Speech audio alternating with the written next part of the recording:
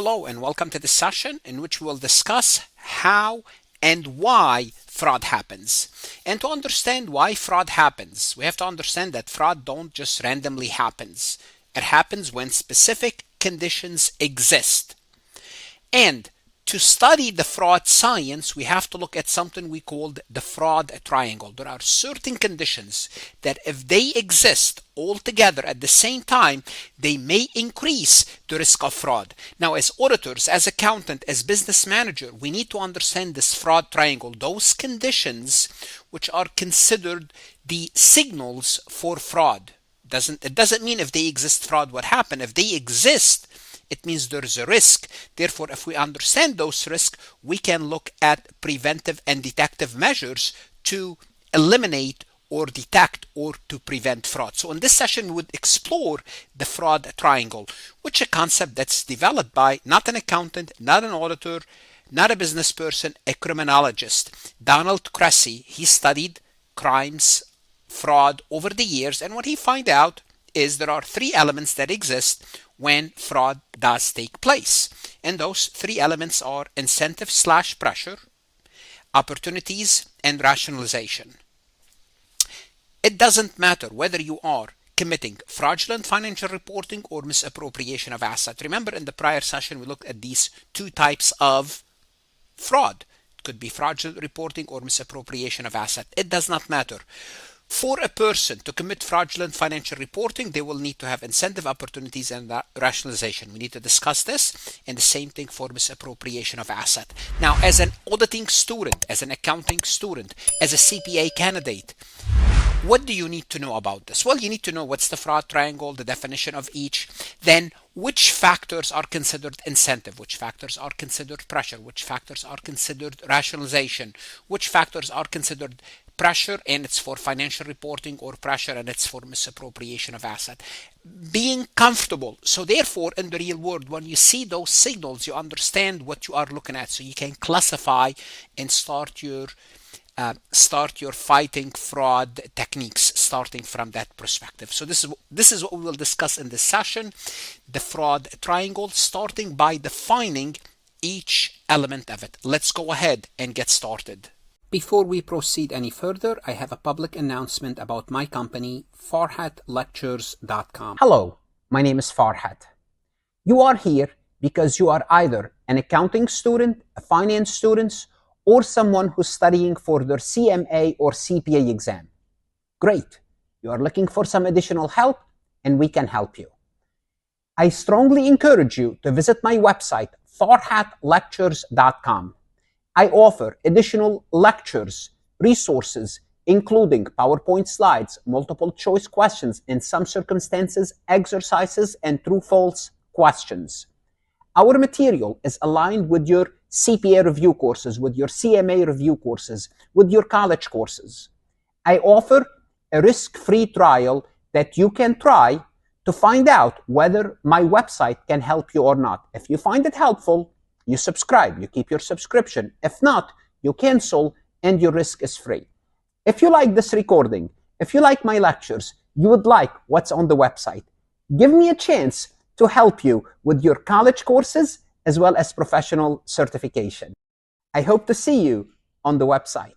So the three elements are opportunities, pressure, and rationalization.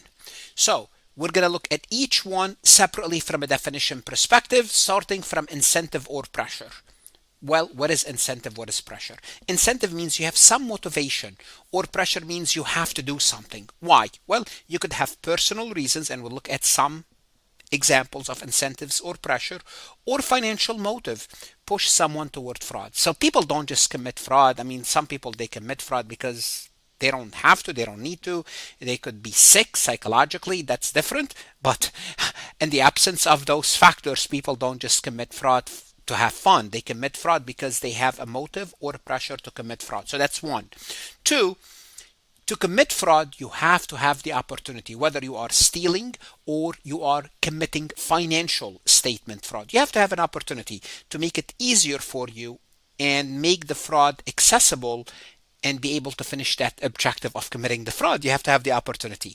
So and without getting caught, of course. So you have to have an opportunity. And the third aspect of fraud is rationalization. So the person that's committing the fraud, somehow they have to tell themselves it's okay to commit fraud. Somehow it's not really wrong, although it's wrong, but in their mind they can say, no, it's not wrong because XYZ. So we'd look at rationalization as well. But this is what rationalization, it's the reasons that you use to justify your action. Now, each of these factors can depend on the type of fraud being committed, whether it's theft or financial manipulation. You have to understand the different factors what you are dealing with. So just to kind of start with a real case example, Andy Fastow. Well, this is an individual person. Well, they manipulated their financial statements. Why did they do that? Well, they did so to do what? To hide the debt. Why did they want to hide the debt? Is because they want to make Enron balance sheet looks good. Now, why would they wanted Enron balance sheet to look good? Because they were generating fictitious revenue through that.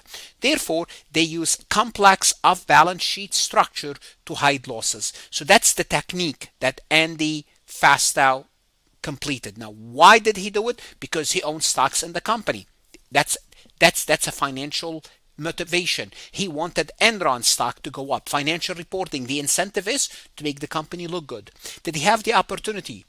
Sure he did. He was the CFO. He was able to make decisions. So he had the opportunity, and somehow he told himself, it's okay, it's going to be, things will pick up later, and these are all fictitious numbers, but eventually we'll have actual revenue, and life will be good. We'll be able to pay off the debt, and it's water under the bridge as if never happened. That was the rationalization. So that's why companies commit fraud. Something like Andy Fastow. There is a motivation, opportunity, and rationalization. Now, let's be more specific. What are the incentive and pressure for people like Andy Fastow or people that run publicly traded company? Usually, it's Wall Street. What do we mean by Wall Street? Companies make promises to their investors, to the people on Wall Street. People on Wall Street means investors. They will tell them, we want to earn, $2 per share. That's it. Then the stock price would reflect this $2 per share, because the stock price your future performance. So if you promised $2 per share and the stock price went up to 55, it was at 40, and when you made that promise, the stock was driven to 55. Now it comes to actually showing the investors that you earned $2 per share. So if you cannot show $2 per share, guess what's going to happen to that stock? It's going to drop. So if you are only at $1.90, you have a pressure to do everything to drive that earnings per share from $1.90 per share to $2 per share. What's this pressure? It's the promise that you made. Or sometimes you don't make the promise. Wall Street expect you based on your competition, based on the market. And that's pressure on the executives. Two, you could be avoiding that. And, meeting analyst expectation or benchmark, like for Wall Street, this is very common in the real world. All companies go through this. Certain companies, they don't, like for example, Apple. Apple stopped giving expectation, especially after COVID. Apple stopped giving expectation. If analyst wants to make up their own expectation, which they do, Apple doesn't comment on that. They report their numbers because they think it's, they think the market is very not reliable for them to make to project, to promise anything. A second incentive or pressure for public companies to commit financial reporting is avoid debt covenant. What is that covenant? When companies borrow money, publicly traded or privately traded, but we're talking about publicly traded, lenders, the bank, they impose certain rules on you.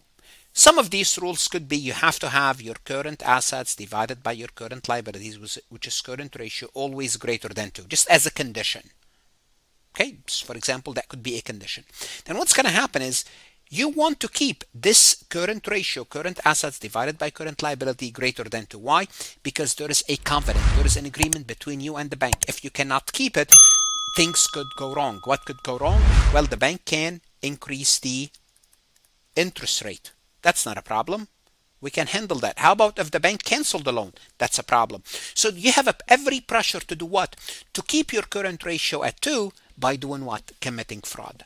Also, securing bonuses or rewards. When bonuses and rewards are tied to profit, especially for publicly traded companies, well, people might be compelled to do what?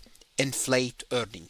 And obviously, at the end, how do you inflate earnings? How does it show? You boost the stock price. Companies want to look good for investors, even if it means bending the truth. So this is all incentives, pressure for executives to commit financial fraud. Financial fraud means cooking the books, and also obviously preserving your reputation. If a business is known for constant growth, for example, if you're Netflix or if you're Tesla and you want to show constant growth, failing to deliver might tempt management to fudge the data. So if everybody's expecting you to grow at 25% and now it's not happening, you make it happen. Now you have a pressure to make it happen. So those are the pressure for financial reporting. Well, is the pressure enough? No. Again, companies are under pressure constantly. Competition. It's capitalism. So what you still need to rationalize. The executives need to rationalize this fraud. Now, for auditors, that's the hardest thing. I mean, the auditor can see this. The auditor can see that they made a promise of 2 earnings per share. The auditor can see the debt covenant. The auditor can see that in the contract, their bonuses and reward is tied to the stock price. The auditor can see that they have a great reputation. They want to preserve this reputation. They can see all of this. But the auditor cannot examine, I mean, they could look at the executive's history, but they really cannot know what the executives are thinking, how they are justifying the fraud. So the hardest part to detect it is when someone believes committing fraud is okay, and you don't know that's the case because people rationalize differently. Companies might say we're just meeting expectation. This helps everyone. So the way they are committing fraud, well, the stock price looks good. Everyone's doing better. What's the big deal? This is helping everyone, including our lower level employee. Right? Or they could justify the analysts set impossible goals and we have no choice. They wanted the $2, we're just going to give them the $2. How? Committing fraud, that's, they're just unreasonable. It's a one-time thing to get through this quarter, and that's the most common one. When executives, they sit together, how to justify, just, it's okay this quarter, next quarter it will be better. Usually it's not, but that's how this is part of the justification. We are better than our competitors. This is just leveling the playing field. That's another rationalization. So when upper management encourages cutting corners, it sends a clear message that ethics can take a back seat. Now, if this thinking is happening at the higher level, at the board of directors, at upper management, and this is going to be bad for the whole company, because remember when we talked about internal control, if the tone at the top is shaky, it's going to fall down. This culture will fall throughout the company. So this is rationalization, and this is rationalization for financial reporting.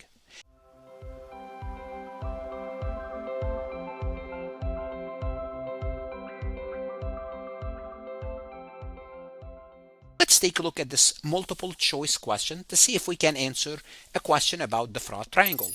Which of the following represent an incentive or pressure risk factor for misappropriation of asset? So here we're talking about misappropriation of asset, not financial reporting fraud, and from the factor it's incentive or pressure.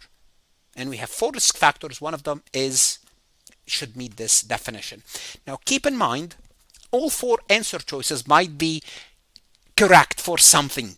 So what you're looking at, misappropriation of asset, incentive of pressure. So let's take a look at and try to eliminate some obvious answers, or easy. Let's try to eliminate some easy answers. Okay, so this is represent an incentive or pressure. Let's look at D. Employees with access to asset have to take mandatory vacation every year. Well, is this a factor, or is this an internal control that will help us eliminate fraud? Well, I would say E, employee with access to asset have to take mandatory vacation. That's a good thing. That's not an incentive. That's a proper internal control. Asking employees to take vacation because they have access to assets, because you want to bring new eyes. And this deals mainly with financial reporting. It could also deal with misappropriation of asset. Regardless, it's not the right answer. Management is disregarding the need to monitor the risk of misappropriation of asset. That's a lousy internal control. It's disregarding the monitor to the risk of misappropriation of asset. But that's not incentive. That's a lousy policy. It's not even a policy. It's a red flag that there is an opportunity to commit fraud. That's not the case. C is out. We're not looking for the opportunity. We're looking for incentive or pressure. Lack of independent checks on the company's asset. Yeah, that's not good. Lack of independent checks means you have a lousy internal control. You're giving that individual the opportunity. And we're not talking about the opportunity here. We're talking about incentive or pressure. So B is out. A, one of the cashier has a significant amount of personal debt due to gambling problem. Is this an incentive or pressure to misappropriate the asset? And the answer is yes. This could be considered a risk factor for incentive and pressure. And that's why now, when you get a job, in most places, they run your credit report. And the reason they do that is to see if you have a lot of debt, whether it's a credit card debt, car loan, personal loan. Do you have a lot of debt relative to your possible income? If that's the case, if you have, $500,000 of debt, and you have a large payment every month, and they're paying you $80,000, and you can barely live off that, there's a risk that if you have access to cash, there's a risk now of you stealing the cash to pay off your debt. So that's why they pull your credit, and they want to know if you're responsible or not as well, if you're financially responsible. What should you do now? Whether you are an accounting student or a CPA candidate, the best investment you can make is invest in your education, invest in yourself. Good luck, study hard, and of course, stay safe.